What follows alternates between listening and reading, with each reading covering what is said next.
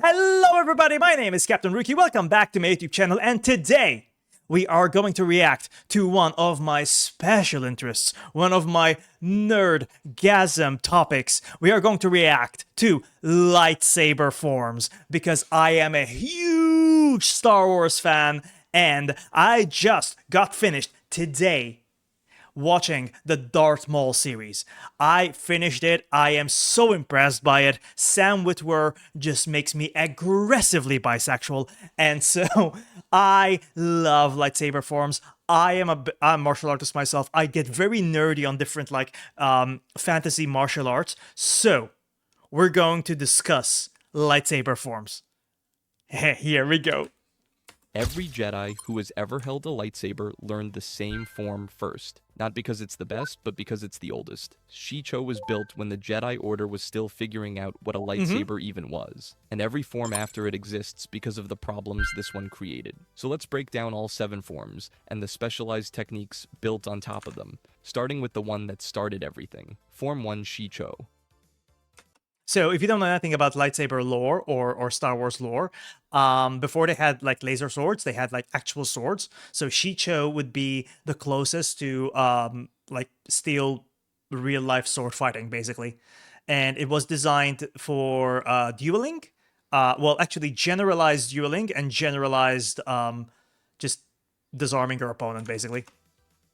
Shicho is the foundation of every lightsaber discipline in existence, and it was designed to never kill anyone. The entire philosophy revolves around Sun Gem, a mark of contact where the goal is to disarm your opponent rather than cut them in half. The Jedi ideal baked directly into blade work from day one. Tactically, it's built around wide, sweeping strikes meant for crowd control. The Sarlacc sweep hits everything within range in a single motion, simple, brutal in scope. Designed for a Jedi standing in the middle of multiple enemies. I want a lightsaber so bad, I don't have one today. Here's where it gets weird though. Despite being the most pacifist form in existence, Shicho fostered an emotionally heated mindset during combat. The wide, aggressive movements created enormous temptation toward lethal intent, meaning practitioners needed massive restraint just to use the non-lethal. Well, if you're gonna swing a sword around, it's gonna be with lethal intent. lethal form non-lethally. Described as the most against created enormous temptation toward lethal intent, meaning practitioners needed massive restraint just to use the non-lethal form non-lethally, which is, not ideal, but that simplicity is exactly what created the next problem. Put a Shicho user against one skilled duelist with a lightsaber, and those wide sweeping strikes become a liability, which is exactly why Form 2 was invented. Form 2 Makashi.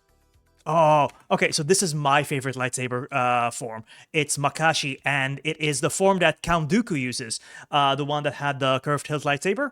Yeah, this is basically fencing, and this was codified behind the scenes in the movie because what's his name, the actor that played Count Dooku that I just completely blanked out on,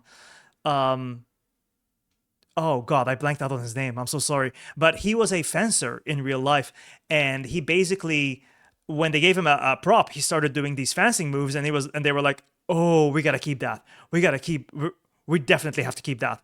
So yeah, in the lore, this is basically a lightsaber form that is designed to fight against other blades, and it's basically meant for dueling. And it's so badass. It's just like all economy of movement and precision.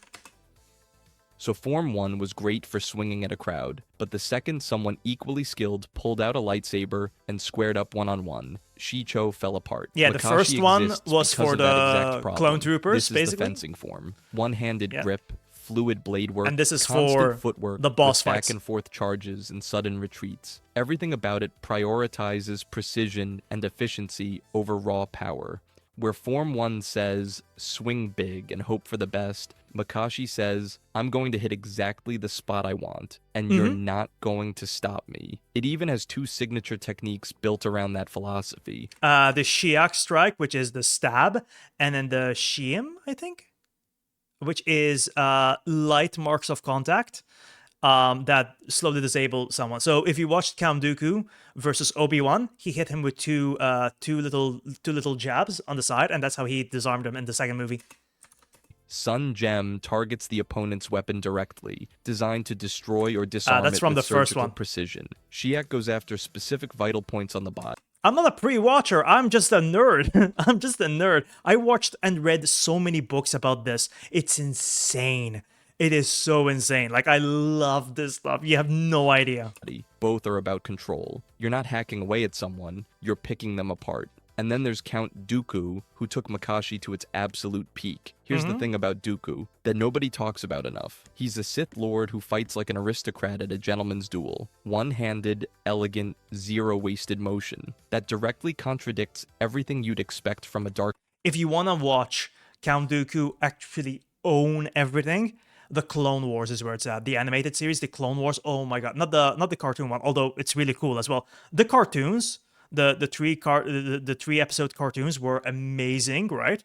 But the Clone Wars, like the animated show, oh my god, it's just so cool. Yeah, I love Dooku as well, man. He's so good. He's so cool. Do you know that, like, when Sidious took him under, Sidious was like, I can't really teach you any more lightsaber forms. Like, Count Sidious.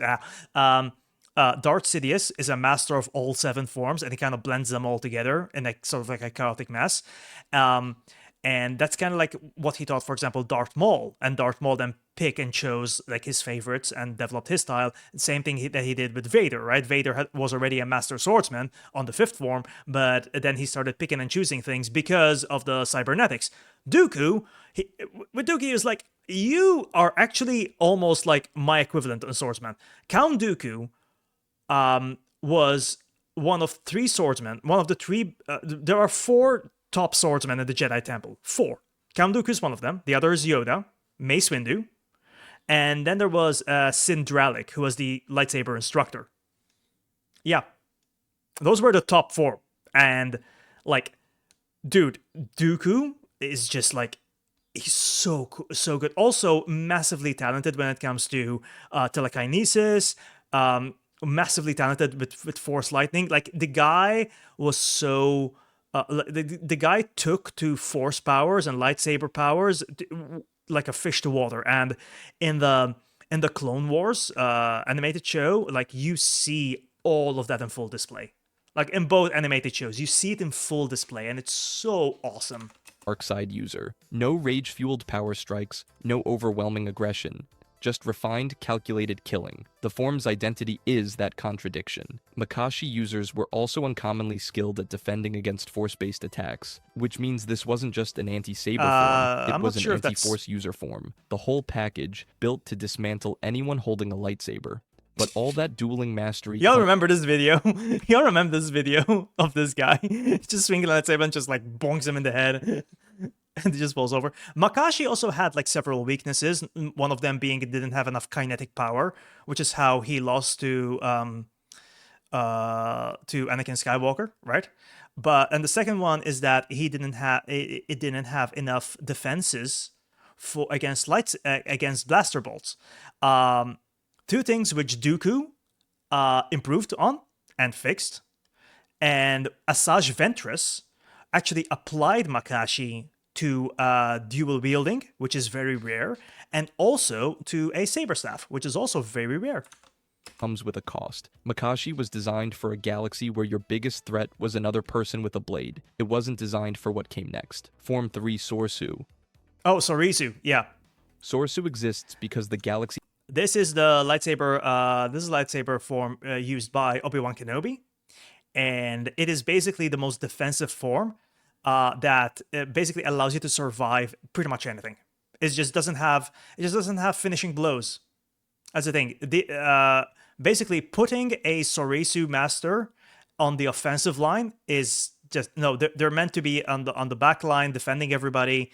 And Obi-Wan Kenobi developed this style because Obi-Wan Kenobi had Qui-Gon Jinn's style as well, which is Form 4, which is the one after this. Very kinetic, very offensive, very everything. But because Darth Maul annihilated Qui-Gon Jinn and almost killed Obi-Wan Kenobi survived because of plot armor, essentially.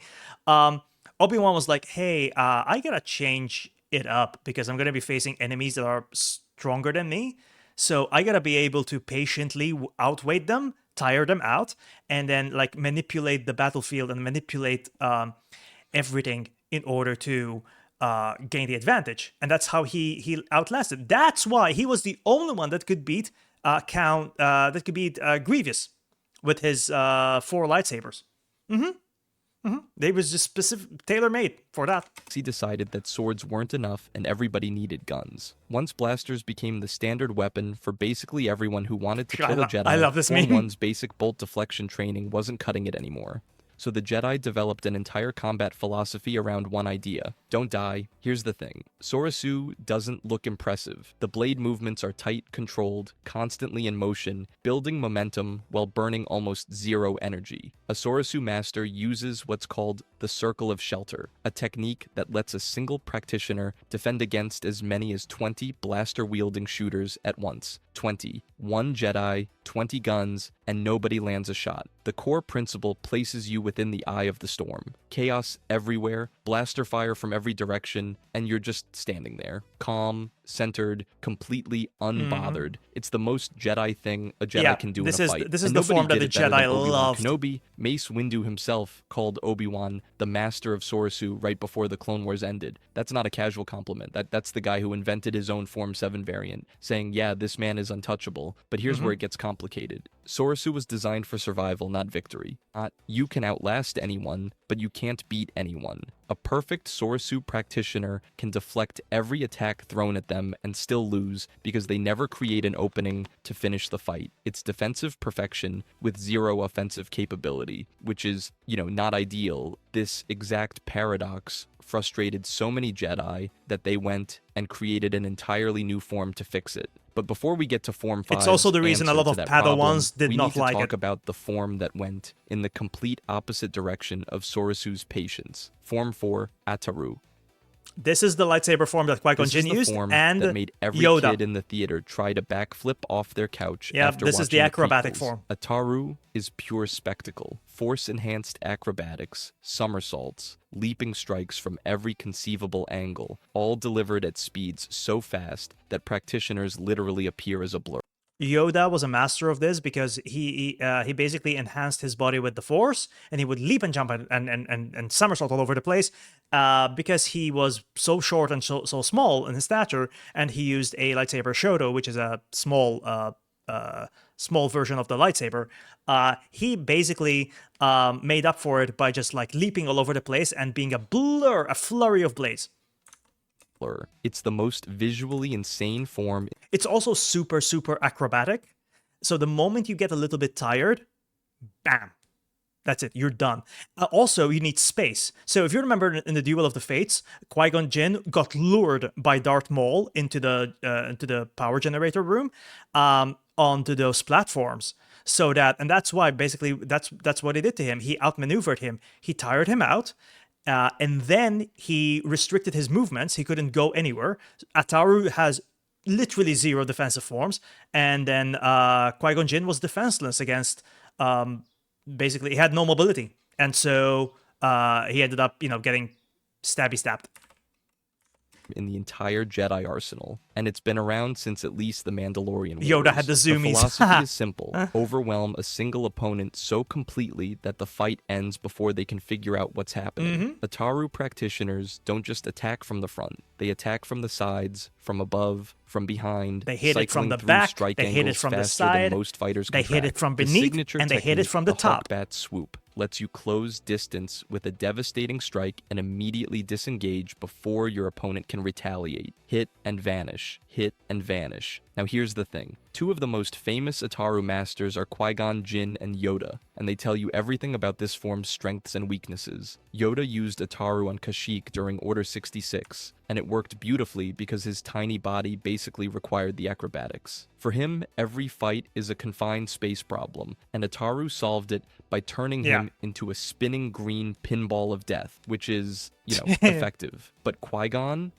died fighting Darth Maul in a narrow hallway. Ataru's fatal flaw is that it burns through stamina at an absurd rate and completely falls apart in tight spaces. The form that looks the most incredible on screen is paradoxically one of the most dangerous to its own user if the fight drags on too long. The But if Ataru is all about speed and aggression, the next form took the opposite approach and turned defense into a weapon. Form 5, Cheyenne and DM So. Oh god, the pronunciation is so horrible. It's Shien and Gemso.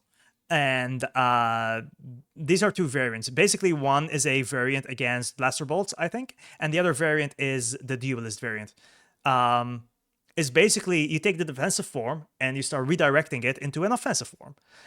It's also the style that Darth Vader / Anakin Skywalker uses the most. Basically, a lot of raw strength and raw power and raw just bang and bang and bang. You know, just a lot of aggression, lots of power. Lots of kinetic bang.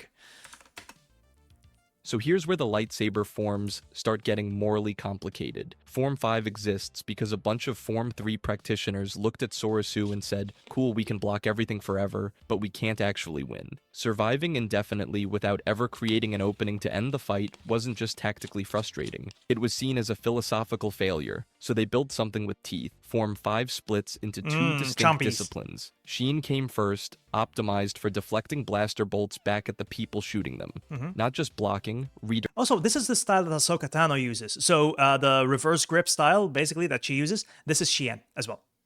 Yep.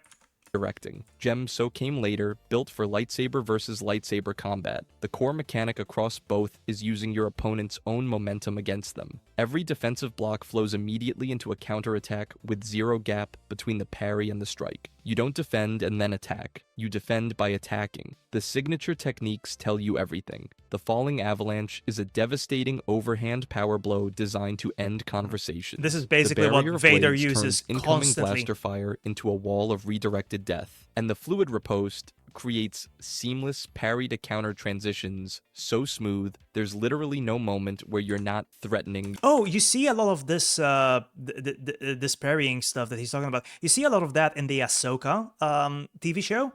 Now, I didn't like that TV show very much, but it had some cool fight scenes, especially with Bale Skull, and during the fight where they fight over that ball map thingy.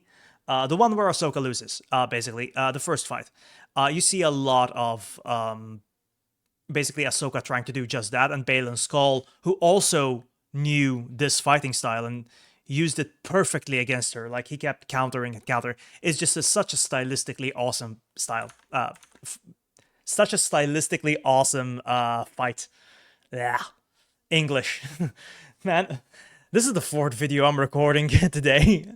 Yeah, it's definitely showing. I need food. Your opponent. Now here's the thing. Some Jedi absolutely hated this. They argued Form 5 encouraged domination, that it fed the desire to overpower rather than protect. And then there's Anakin Skywalker, who mastered Gem So and became the single best argument for both sides simultaneously. A form that bridges defense and aggression, practiced by the man who bridges Jedi and Sith. That's not a coincidence. That's foreshadowing written into the combat system itself. Form 5 never fell out of favor because it works. But if you think a form with an identity crisis the fight, is the lore is all wait until about. You see the one that tried to beat everything at once. Form 6 Niemann. Storytelling. Oh, Niemann. Here's the thing about Niemann. It's not bad at anything. Frodo would use the ring form. He puts a ring up his ass. If he puts the ring up his ass, does he turn invisible, or does only his asshole turn invisible? Anyway, Niemann. Niemann is basically a jack of all trades, master of none. Basically, it just uses a little bit of every single form, blends them all together, and then applies force to them. So when you see Jedi or Sith fighting with lightsabers and then using force techniques, that's a Niemann thing. The problem with Niemann is that so there's in the lore, right, in the extended universe, there's a guy called Exar Kun who used Niemann, who was a master of it. The thing with Niemann is that it has a subset of styles called the Jarkai. And Jarkai basically means dual blades. And every time you see someone using a saber staff or dual blades, it's I'm gonna ignore my chat because they're talking about Frodo's invisible ass right now, and I'm talking about lightsabers, and it's more important.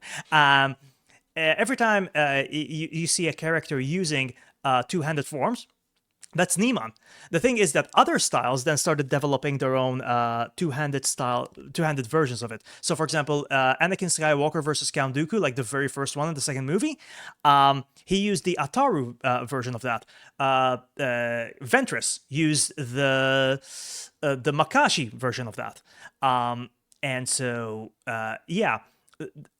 So Neiman is really dangerous, especially in the extended universe, right?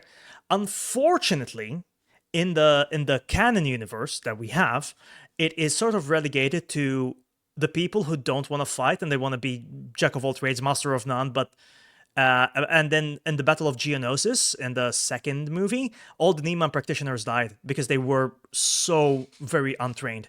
And what happens is during the Clone Wars, they started enforcing Neiman on everyone so they can learn how to fight with multiple weapons and with multiple learn how to fight a saber staff. Like one of the reasons that Qui-Gon Jinn and Obi-Wan were dominated by Maul is because they hadn't faced a saber staff in a very long while. They were just like, what is that? Right? We'd never seen that before. Neiman is also something that Maul uses. Darth Maul loves Neiman. Especially in the show, he has like a split saber now. He has a double-edged lightsaber. He's got like this whole variety of using a lot of weapons. Yeah. It's not great at anything either, and that's entirely the point. Form 6 was built by taking elements from every form that came before it and blending them into a single hybrid system. A little bit of Shi-Cho's wide coverage, some of Sorasu's defensive awareness, touches of Ataru's mobility, Gemso's counter pressure, basically everything except Makashi's razor-sharp dueling precision got tossed into the blender. Yep. What came out was the most balanced lightsaber form ever created, which sounds like a compliment until you realize balanced is just a polite way of saying average at everything. Yep, moderate. And the Jedi Order loved it. They called it Very the mid. diplomat's form because its training demands were so relaxed that practitioners could spend most of their time doing literally anything else, studying, meditating, And negotiating trade disputes. this wasn't how the form was supposed to be. This wasn't how the form was supposed to be. It was invented to actually give everyone a leg up, and it turns out being like went completely the other directions. The form was so low maintenance I like that it Neiman. actively encouraged I like weaving Neiman, force and I powers bring back directly into Neiman combat justice. to compensate for the relaxed blade work. Telekinetic pushes mid-swing, force-assisted repositioning, that kind of thing. Neiman was the first form to treat the force as a direct combat supplement rather than just a tool for jumping higher. Now here's a fun bit of history. The name Neiman itself comes from the Legions of Leto, a Darksider group the Jedi defeated. So the Order took their enemies' fighting philosophy, I want this movie. stripped it I for want parts, this movie so and much. slapped the conquered group's name on the result, which is, not ideal from a branding perspective. But Neiman reveals something important about what most Jedi actually were. They weren't warriors who happened to know diplomacy. They were diplomats who could hold a lightsaber without embarrassing themselves. Its greatest strength is having zero glaring weaknesses. Its greatest weakness is having zero real strengths. Yep. Competence in everything, mastery of nothing. And if that sounds like a form designed to get people killed against anyone with actual specialization, well, wait until you hear about Form 7. Form 7, Juyo, and Vaapad. Yeah. This is one of my favorite forms. This is like the chaos form. Like it just like I mean, listen, this is Darth Maul's lightsaber form and I love it so much.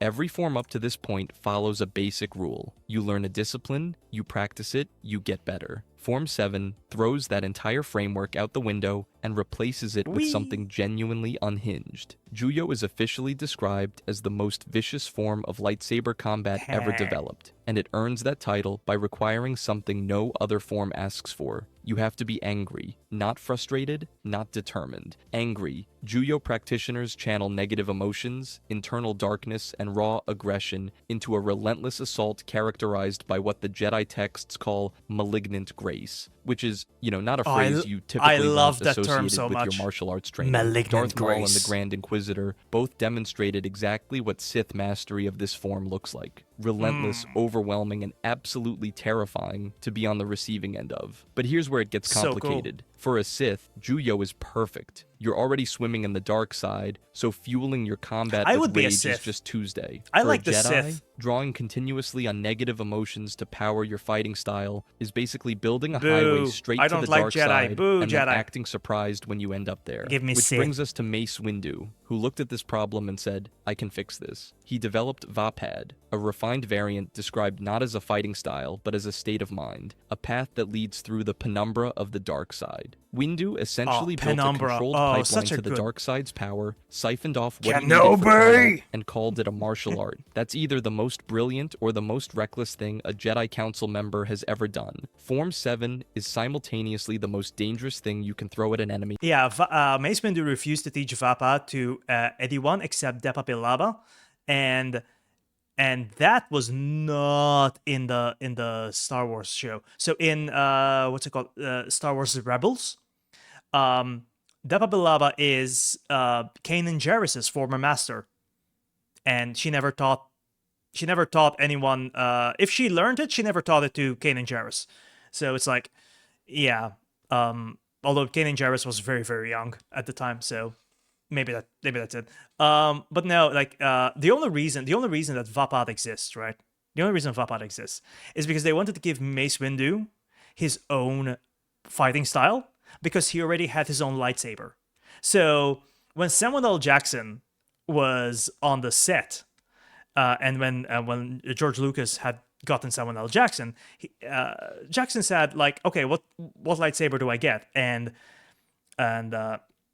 Lucas said, basically, red are the bad guys, blue and green are the good guys. And Samuel L. Jackson goes, is there a purple lightsaber? And because that's part of his contract, right? Is that he's got to have something purple in every role. I don't know why.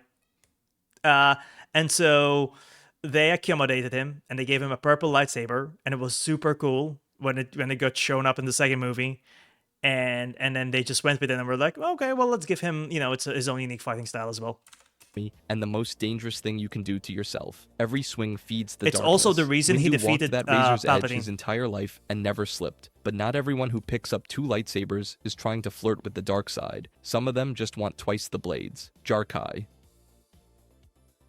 Up to this point, every form we've covered follows the same basic assumption. One person, one lightsaber. Jarkai throws that assumption out the window and hands you a second blade. Here's the thing. The name itself comes from a city on Atrisia famous for its dual-blade sword techniques. In Legends material, the Royal Macheteros of the Jarkai system refined dual-weapon combat into an art form long before lightsabers were part of the equation. Once Force users adapted the principles, you could wield 2 standard sabers, pair a full-length blade with a shorter shoto, or if you were feeling particularly... That's actually a real thing. There's a Spanish style called Verdadera Destreza, and they use a long rapier and a short parrying dagger. So that's the thing. You always liked Ventress. Me too. Ventress is such a cool character, and such a tragic hero too. Like, if you haven't watched the Clone Wars, the cartoon, like the 3-episode cartoon, it tells you her tragic backstory, and it's just so heart-wrenching.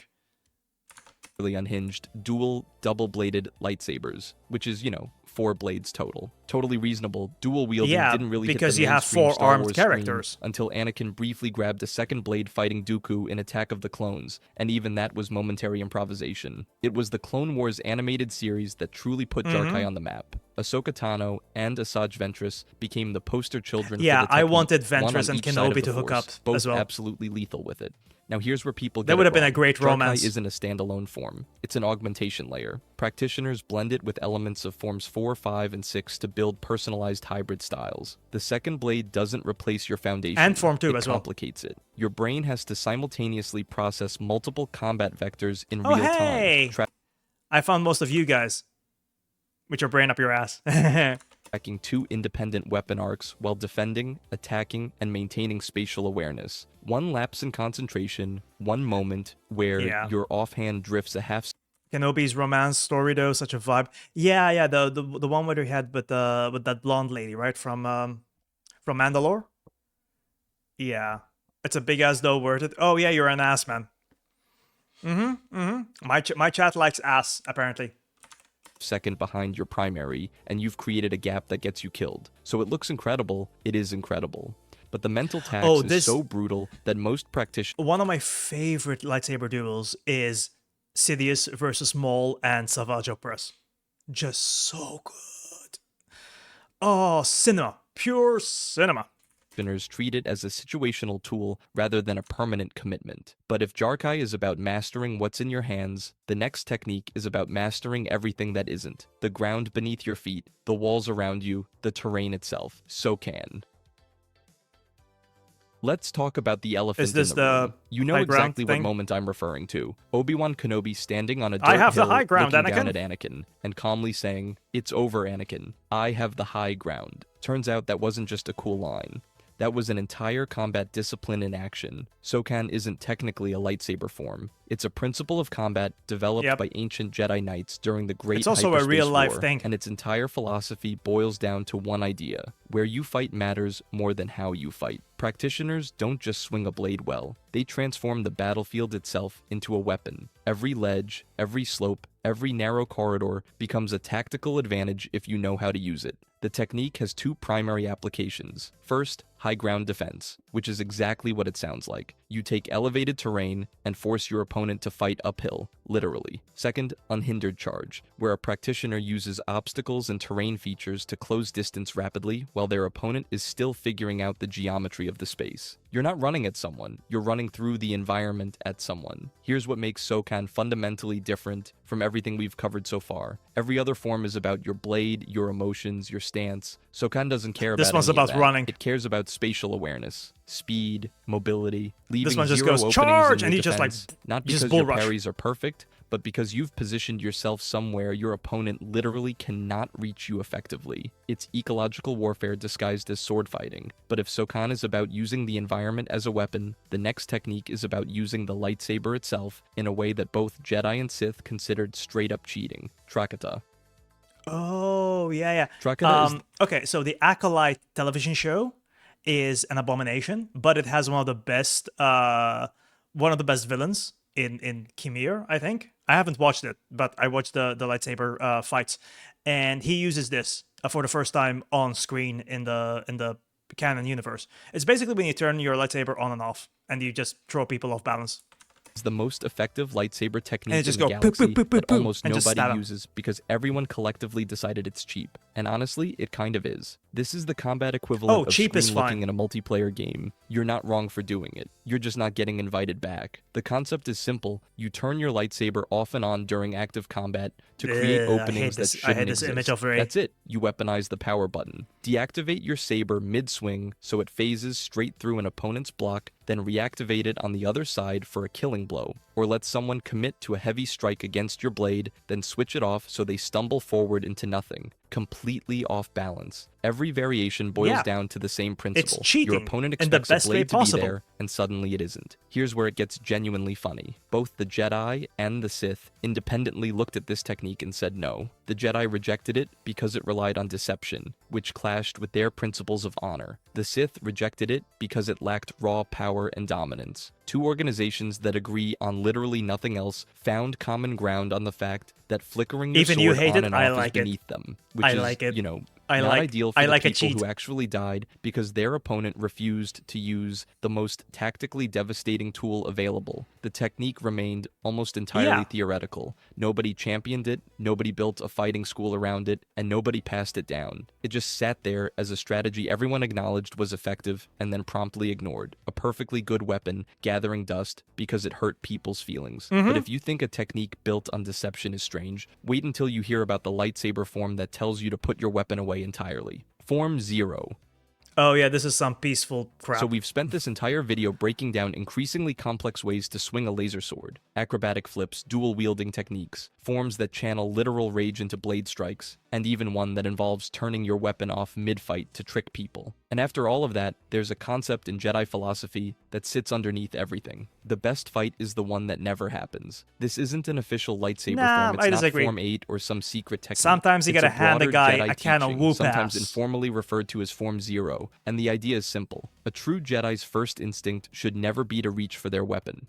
Here's how the philosophy plays out. A Jedi is supposed to exhaust every other option before igniting their blade. Negotiate first, find a diplomatic path. If that fails, use the Force to de-escalate without lethal force. The lightsaber is the absolute last resort, and even then, the goal is to end conflict What with if you as little hit harm him as with the possible. lightsaber The hilt? ideal outcome is one bonk where him the in the head blade and you never just go leaves your bonk. belt. It sounds beautiful on paper. The ultimate martial mastery is the ability to avoid combat altogether. So it's a but bluff. here's where it gets It's complicated. basically bluffing. This philosophy was the bedrock of an order that got blindsided by a Sith Lord operating directly under their noses for decades. The galaxy was constantly at war, and the Jedi kept insisting peace was always an option. Some fans argue this mindset wasn't wisdom. It was institutional was never denial an dressed up option. as philosophy. A belief system so committed to the idea that violence equals failure that it couldn't recognize when diplomacy already had, which is, not ideal when someone's about to execute Order 66. What But if if you this had a concept fucking knife and represents the stabbed them? Jedi's highest philosophical Yeah, ideal, I agree. the next technique You have a represents the lightsaber, Sith's stab him with most that. psychologically cruel battlefield tactic, Dunmech.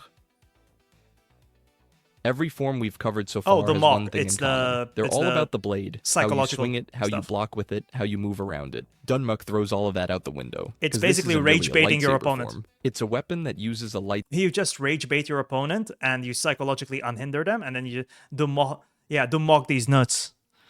To mock these nuts in your chin. To mock these nuts in my mouth. Saber as a prop. In your mouth, Dunmech not my mouth. is an Your mouth. exclusively Sith discipline that combines blade work with deliberate psychological warfare. Practitioners fight with their sabers. Sure, start but fighting the and real you're just going assault is verbal, taunts, mockery, carefully chosen remarks designed to crack open an opponent's mama. deepest fears and unresolved trauma, And then start all hitting them while with a actively lightsaber. trying to kill them.